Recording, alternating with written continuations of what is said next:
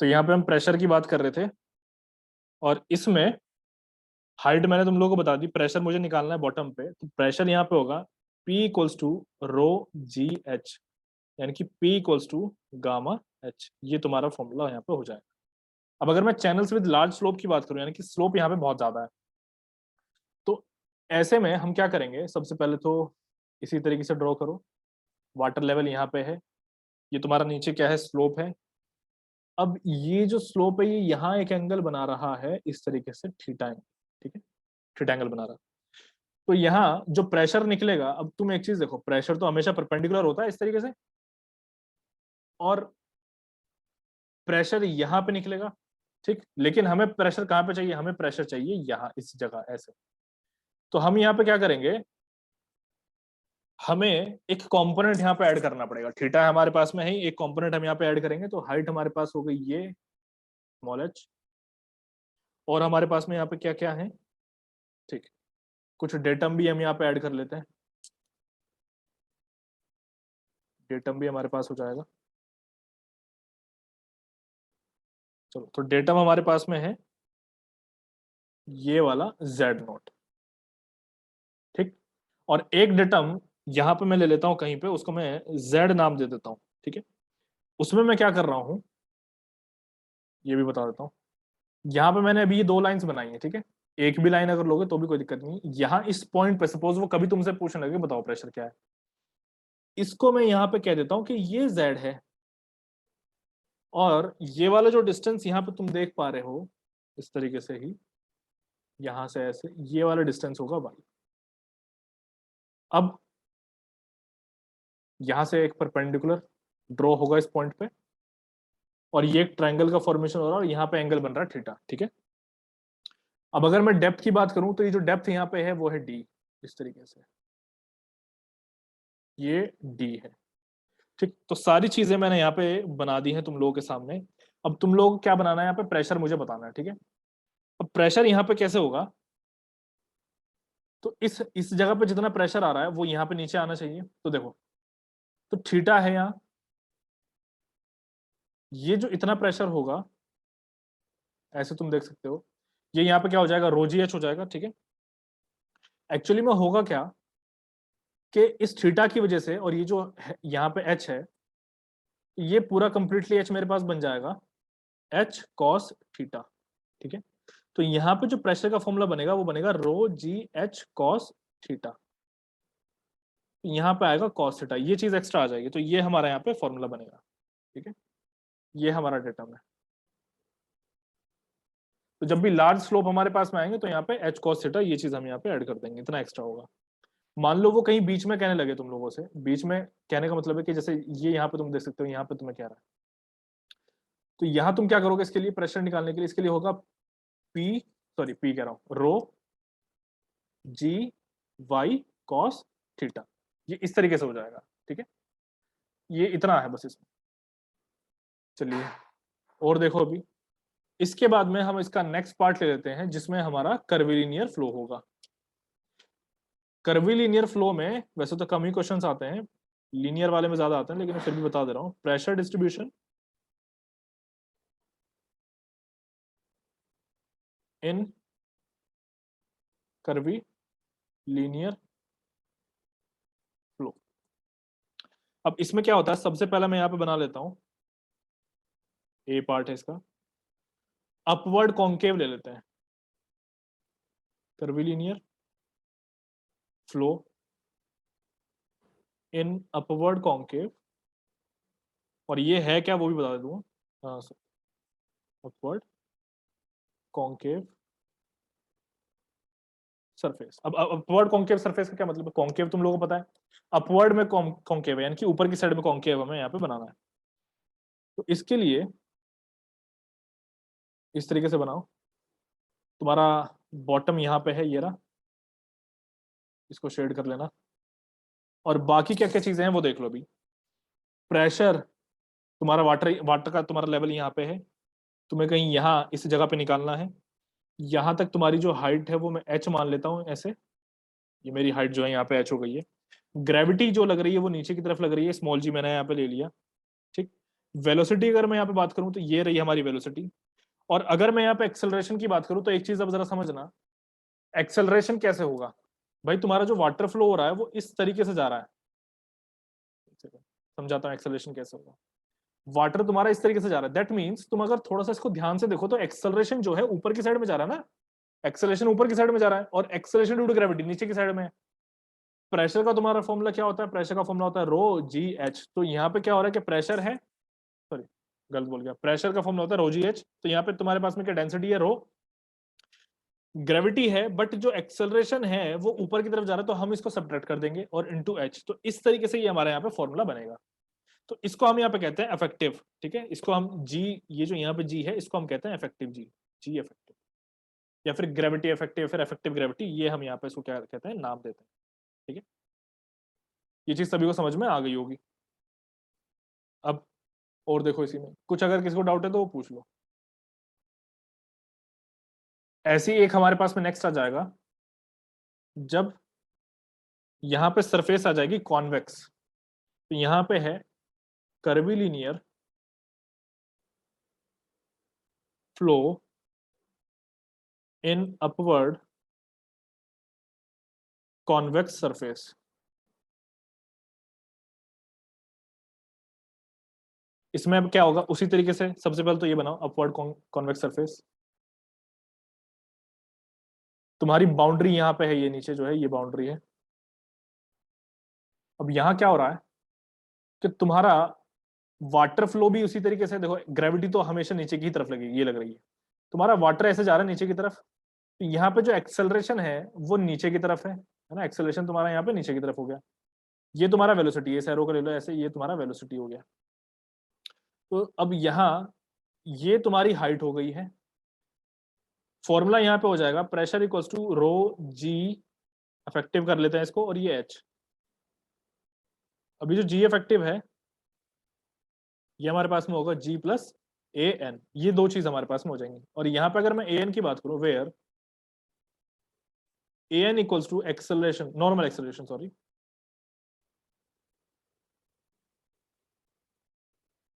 Normal acceleration,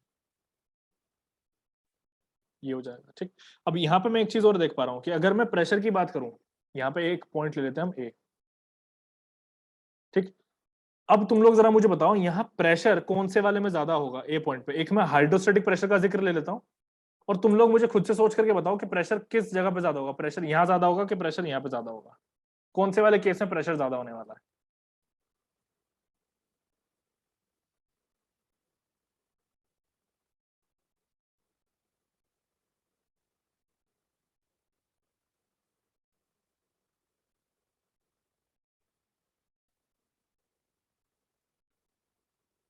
अच्छा, यहाँ पे एक सेकंड,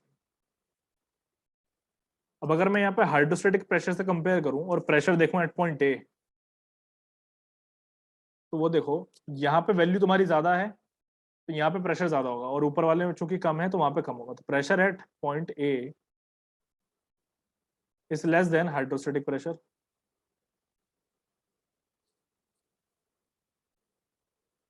और ऐसे ही यहाँ पे भी है, तो pressure at point A is greater than hydrostatic pressure.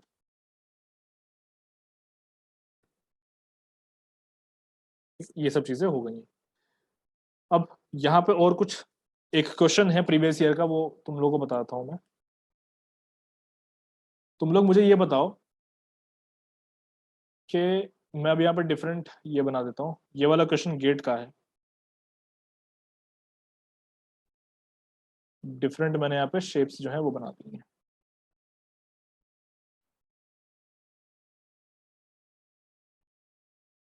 और ये कंसेप्चुअल क्वेश्चन है।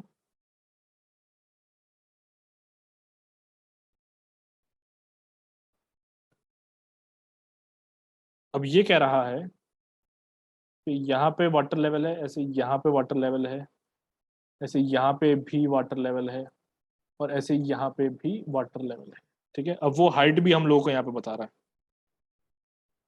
हाइट वो यहाँ पे बता रहा है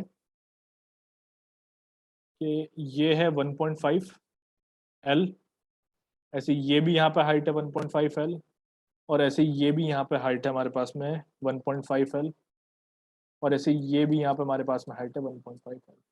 तो अब हमें ये बताना है, ये नंबर 1 है, ये नंबर 2, ये नंबर 3 और ये नंबर 4, तो कौन से वाले में प्रेशर ज्यादा होगा, ये चीज हमें यहाँ पे बतानी है। तो यहाँ पे मैंने क्वेश्चन पूछा था कि किस में प्रेशर ज्यादा होगा, एक्चुअली में थोड़ा ट्रिकी है। तुम अगर यहाँ पे हाइट देखो, सभी की हाइट सेम है, तो यहाँ पे प्रेशर ज्यादा कुछ नहीं है, प्रेशर सब जगह पे सेम है, pressure will remain same in all the columns. चूंकि यहाँ पे कॉलम की शेप बड़ी अजीब अजीब सी है, लेकिन है वो कॉलम हमारे लिए इन ऑल द कॉलम। कि अगर मैं प्रेशर के फॉर्मूले की बात करूं तो वो होता है rho g h, same liquid flow हो रहा है, g acceleration due to gravity है, चेंज नहीं होगा, कांस्टेंट होता है। रो ऑलरेडी जैसे मैंने बताया कि सेम लिक्विड है तो वो चेंज नहीं होगा। तो बची यहाँ पे हाइट, हाइट मैंने सबकी सेम दी, तो प्रेशर यहाँ पे सेम हो गया हमारा। ठीक है, ये प्रीवियस ईयर में आया हुआ क्वेश्चन है, गेट का क्वेश्चन है ये। बस यहाँ पे मैंने वैल्यूज चेंज करनी है, जैसे कि 1.5 है, ये सब वैल्यूज मैंने चेंज कर दी। चलो, अब यहाँ पे मैं तुम लोगों को एक फ्रॉड नंबर निकालने का फॉर्मूला बता देता हूँ। अगर तुम्हारा स्टीप स्लोप वगैरह है तो फिर फ्रॉड नंबर उस केस में कैसे निकाला जाएगा। तो यहाँ पे देख लो, फ्रॉड नंबर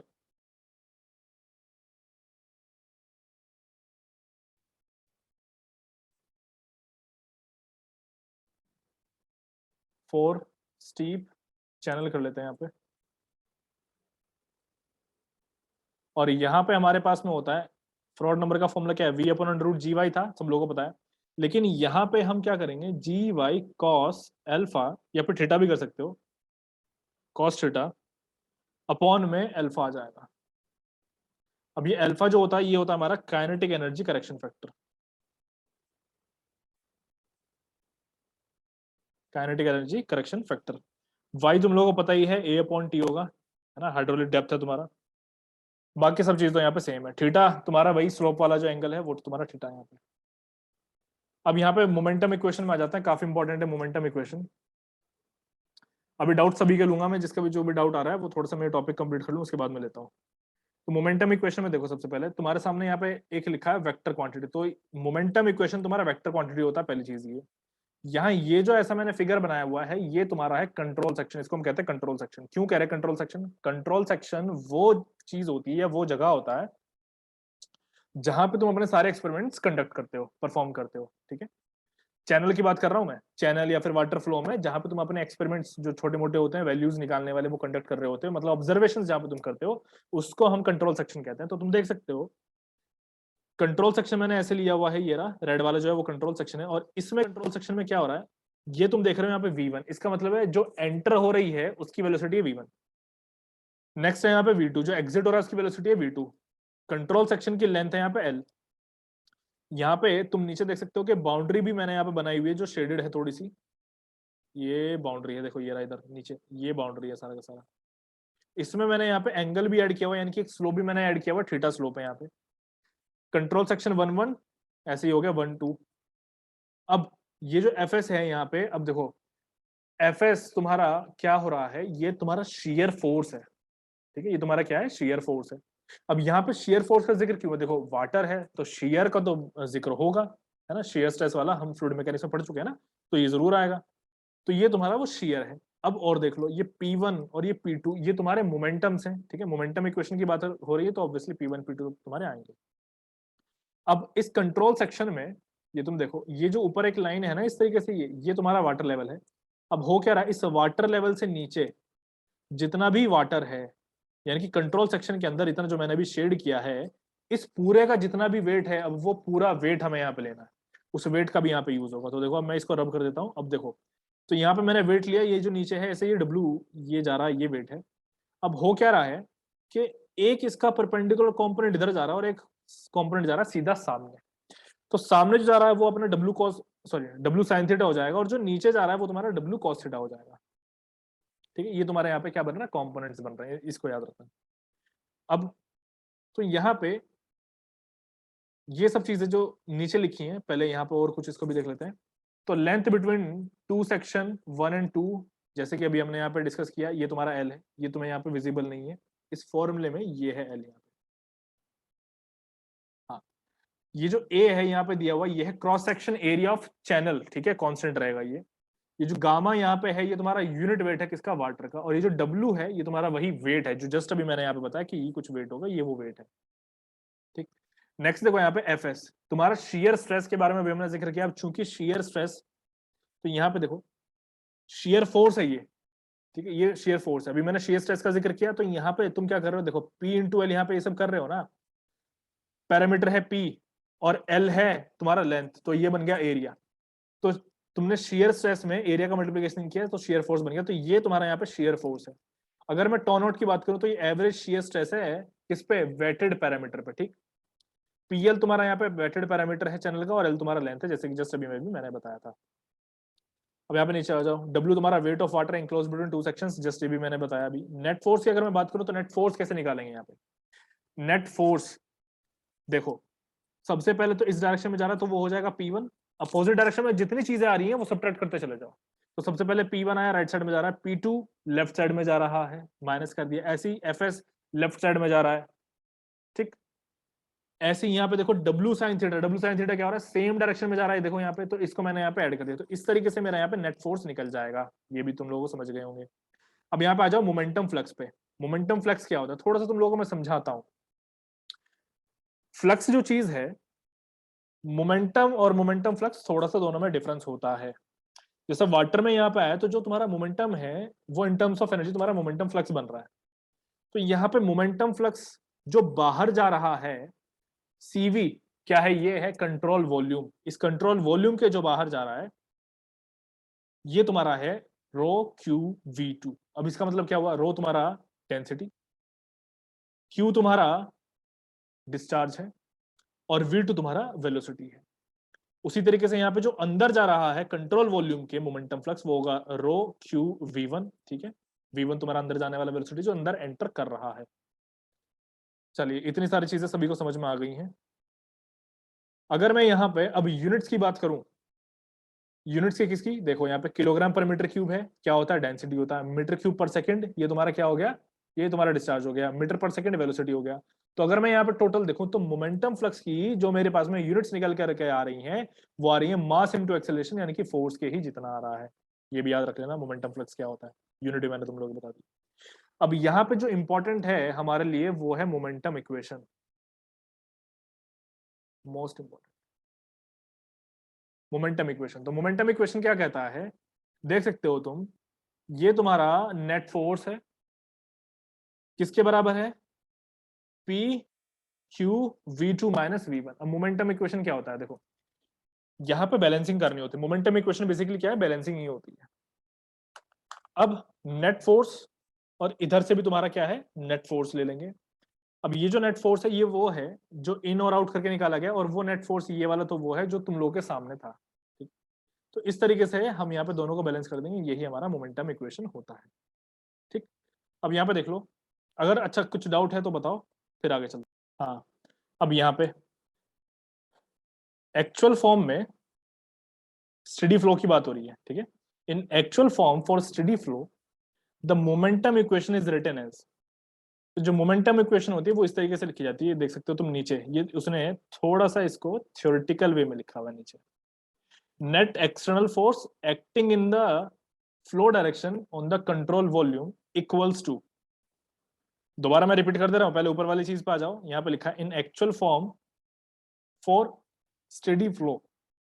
तो स्टेडी फ्लो के लिए जो हमारा एक्चुअल फॉर्म है मोमेंटम इक्वेशन का, वो इस तरीके से लिखा जाता है कि जो हमारा नेट एक्सटर्नल फोर्स है जो एक्ट हो रहा है, किसमें एक्ट हो रहा है, फ्लो डायरेक्शन में, कंट्रोल वॉल्यूम के फ्लो डायरेक्शन में, ठीक है, वो किसके बराबर होगा, मोमेंटम फ्लक्स जो हमारा बाहर आ रहा है कंट्रोल वॉल्यूम के, माइनस मोमेंटम फ्लक्स जो हमारा अंदर जा रहा है कंट्रोल वॉल्यूम। तो अगर मैं देखूं तो इसने यहाँ पे थ्योरेटिकली लिखा है उसी चीज को जो कि यहां लिखा गया है, ठीक है ना, ये चीज है बस, और कुछ नहीं है। अब देख लो नोट करके जो लिखा हुआ है उसको पढ़ लेते हैं। इन द एनालिसिस ऑफ आरवीएफ यानी कि रैपिडली वेराइड फ्लो, फ्रिक्शन जो है वो कोई भी इंपॉर्टेंट रोल प्ले नहीं करता। तो इसका मतलब ये है कि स्मॉल जो हमारे छोटे छोटे क्या आएंगे, स्लोप आएंगे ना बेड के, वहां पे आरवीएफ एनालिसिस क्या होगा, किया जाएगा, क्या करके, स्पेसिफिक फोर्स को कांस्टेंट लेके। दोबारा रिपीट कर देता हूं, सबसे पहली चीज तो ये आरवीएफ में याद रखना कि भैया फ्रिक्शन तो इंपॉर्टेंट रोल बिल्कुल भी प्ले नहीं करता, फ्रिक्शन का होना ना होना यहाँ पे ऐसी चीज है कि भाई फर्क नहीं पड़ता है। अब आगे कह रहा है hence for small slope of bed, जो हमारे छोटे छोटे स्लोप होंगे ना बेड के, वहां पे आरवीएफ एनालिसिस जो है किया जाएगा। कैसे किया जाएगा? स्पेसिफिक फोर्स को कांस्टेंट मान के किया जाएगा। अब ऐसा क्यों हो रहा है वो भी तुम लोग को बताता हूं, और ये यहाँ पे साइन थीटा जो है ये 0 क्यों हुआ है वो भी बताता हूँ। तो चूंकि जैसे मैंने यहाँ पे जिक्र किया है अभी कि स्लोप तुम्हारा बेड का क्या है, स्मॉल है, तो यहाँ 0 डिग्री यानी कि स्लोप स्मॉल है एकदम ना के बराबर, तो उस केस में क्या हुआ, थीटा का वैल्यू हमने 0 पुट किया तो यहाँ पे तुम्हारा डब्ल्यू साइन थीटा 0 हो गया। अब ये आगे कह रहा है by making the specific force to be constant. अभी स्पेसिफिक फोर्स का यहाँ पे नीचे फॉर्मूला मैं बताता हूँ क्या होता है। देखो ये तुम्हारे सामने है स्पेसिफिक फोर्स का formula, P1 plus M1 upon gamma W, ऐसे P2 plus M2 upon gamma W. तो ये गामा डब्ल्यू जो है ये सब लोगों को पता ही है, बाकी P1 M1 हम लोग अभी अभी पढ़ चुके हैं। ये तुम्हारा होता है स्पेसिफिक फोर्स। तो अगर मैं इसको थोड़ा सा देखूं, ये यहां से कैंसिल आउट हो जाएगा और ये हो जाता है M2 minus M1 equal to P1 minus P2। ठीक है, तो स्पेसिफिक फोर्स क्या है एक्चुअली में हमारा, ये क्या है, सम है। किस किस का सम है? प्रेशर फोर्स का सम है और मोमेंटम फ्लक्स का सम है। कैसे हुआ ये चीज, कैसे उसने डेफिनेशन देखी दे दी वो देखो, ये तुम्हारा यहाँ पे P प्रेशर हो गया, ठीक है, और ये तुम्हारा यहाँ पे एक तरीके से मोमेंटम फ्लक्स उसने ले लिया है। ठीक है, ये दो चीजें उसने अपनी ले ली है यहाँ पे, और पर यूनिट वेट यहाँ पे देखो ये होगा गामा डब्ल्यू। तो इस तरीके से ये हुआ, ये उसने स्पेसिफिक फोर्स की डेफिनेशन बनाई है। आगे देखो ये क्या कह रहा है कि स्पेसिफिक फोर्स जो है वो कांस्टेंट है किसके लिए, हॉरिजॉन्टल के लिए, फ्रिक्शनलेस चैनल के लिए। अब हॉरिजॉन्टल के लिए तो यहाँ पे थीटा क्या हो जाएगा, 0, तो ये तो हॉरिजॉन्टल का हो गया। फ्रिक्शनलेस चैनल है तो तुम्हारा यहाँ पे ये भी 0 हो गया है। ठीक, इतनी चीजें हमारी हो गई 0। अगर अगर ये चीज कह रहा है तो तुम लोग यहाँ पे ऊपर यहाँ चेंज कर दोगे, ये भी 0 कर देना, ये भी 0 कर देना, ये है कहने का मतलब। आगे देखो स्पेसिफिक फोर्स वर्सेस डेप्थ, काफी अच्छा कॉन्सेप्ट है स्पेसिफिक फोर्स वर्सेस डेप्थ का, इंपॉर्टेंट है, न्यूमेरिकल में बड़ा काम आएगा और कॉन्सेप्ट बिल्ड करता है ये। तो ये यहाँ पे क्या कह रहा है, एक तो हम स्पेसिफिक फोर्स जो जस्ट अभी अभी हमने देखा उसको विद रिस्पेक्ट टू डेप्थ हम यहाँ पे देखेंगे। तो इसमें क्या है, देखो देयर आर 2 डेप्थ, तो यहाँ पे होता क्या है, 2 डेप्थ होती है, मैं तुम लोगों को बता देता हूँ। और उन दोनों डेप्थ को हम क्या करते हैं, एक तरीके से प्लॉटिंग अभी हम कर रहे हैं। एक मैंने यहाँ पे डेप्थ का एक्सेस लिया, ये वाला एक्सेस जो डेप्थ का है, और ये जो नीचे वाला है स्पेसिफिक फोर्स का है। तो जब मैं specific force with respect to depth जब प्लॉट कर रहा होता हूँ तो इस तरह का मेरा एक कर्व बनता है। तो मैं एक चीज ये देख रहा होता हूँ कि सेम स्पेसिफिक फोर्स के लिए मेरे पास में 2 डेप्थ जो है आ जाती है, एक यहाँ पे आ गई और एक जो है यहाँ पे आ गई। तो इन दोनों डेप्थ्स को हम यहाँ पे एक नाम देते हैं, इनको हम कहते हैं कॉन्जुगेट डेप्थ या फिर सीक्वेंट डेप्थ। ये है हमारा इंपॉर्टेंट कॉन्सेप्ट। तो यहाँ पे क्या है, स्पेसिफिक फोर्स की वैल्यू जब 2 डिफरेंट डेप्थ के लिए सेम हो तो वो जो दोनों की दोनों डेप्थ होती हैं उनको हम कॉन्जुगेट डेप्थ या फिर सीक्वेंट डेप्थ कहते हैं। ये कह रहा है, ठीक है। अब नेक्स्ट देख लो, एक इसमें रिलेशनशिप यहाँ पे भी दिया हुआ है, relation between critical depth and conjugate depth. तो वो क्रिटिकल डेप्थ और कॉन्जुगेट डेप्थ के बीच में रिलेशनशिप दे रहा है। कॉन्जुगेट डेप्थ तुम्हारा जस्ट अभी जो यहाँ पे आया है ये वाला, और क्रिटिकल डेप्थ वो है जो हम शुरू में पढ़ चुके थे, जहां पे हमने कंपेयर किया था वाई और वाई सी, ये सब कंपेयर किए थे, और सब critical super critical critical flow वो सब निकाले थे। तो ये फॉर्मूला याद कर लेना, बहुत न्यूमेरिकल आते हैं इसके ऊपर प्री में। तो वाई सी का cube equals to y1 y2 bracket में y1 प्लस y2 अपॉन 2, ये हो जाएगा। ठीक है, नेक्स्ट देखो, the specific force for given discharge is minimum. तो जो हमारा स्पेसिफिक फोर्स होता है, ये जो चीज यहाँ पे मोस्ट इंपॉर्टेंट प्रीवियस ईयर में आया हुआ है। तो ये कह रहा है कि जो स्पेसिफिक फोर्स है किसी भी गिवन डिस्चार्ज के लिए वो मिनिमम होगा अगर हमारा फ्लो क्रिटिकल होगा। बता रहा हूं, दोबारा रिपीट कर रहा हूं, स्पेसिफिक फोर्स तुम्हारा क्या होगा किसी भी डिस्चार्ज के लिए, कोई भी गिवन डिस्चार्ज हो, मिनिमम होगा अगर हमारा फ्लो क्रिटिकल होगा, ये चीज है। नेक्स्ट देखो, when F r equals to 1, यानी कि जब हमारा फ्रॉड नंबर क्या हो जाएगा, 1 हो जाएगा, तो उस केस में जो स्पेसिफिक एनर्जी है ना, जो हमारा गिवन स्पेसिफिक एनर्जी का डिस्चार्ज होगा वो बढ़ जाएगा, और गिवन डिस्चार्ज जो हमारा होगा स्पेसिफिक फोर्स। तो ये जो चीज है थोड़ा सा कंफ्यूजिंग, बताता हूँ क्या है। फ्रॉड नंबर 1 दे रखा है, क्रिटिकल है, वो कह रहा है कि अगर स्पेसिफिक एनर्जी गिवन है तो किसी भी गिवन स्पेसिफिक एनर्जी के लिए डिस्चार्ज जो है मैक्सिमम होगा, ये कह रहा है यहाँ पे। दोबारा रिपीट कर दे रहा हूं, कि फ्रॉड नंबर अगर 1 है यानी कि फ्लो अगर क्रिटिकल है तो गिवन स्पेसिफिक एनर्जी के लिए डिस्चार्ज मैक्सिमम होगा, ये वो कह रहा है। नेक्स्ट देखो, ऐसी अगर फ्रॉड नंबर 1 है तो गिवन डिस्चार्ज के लिए तुम्हारा स्पेसिफिक फोर्स मिनिमम होगा। वही चीज यहाँ पे लिखी है, the specific force for a given discharge is minimum when the flow is critical, ये चीज यहाँ पे कह रहा है। और ये मोस्ट इंपॉर्टेंट है, ये वाली जो चीज है प्रीवियस ईयर में बहुत आई है, previous year question most important.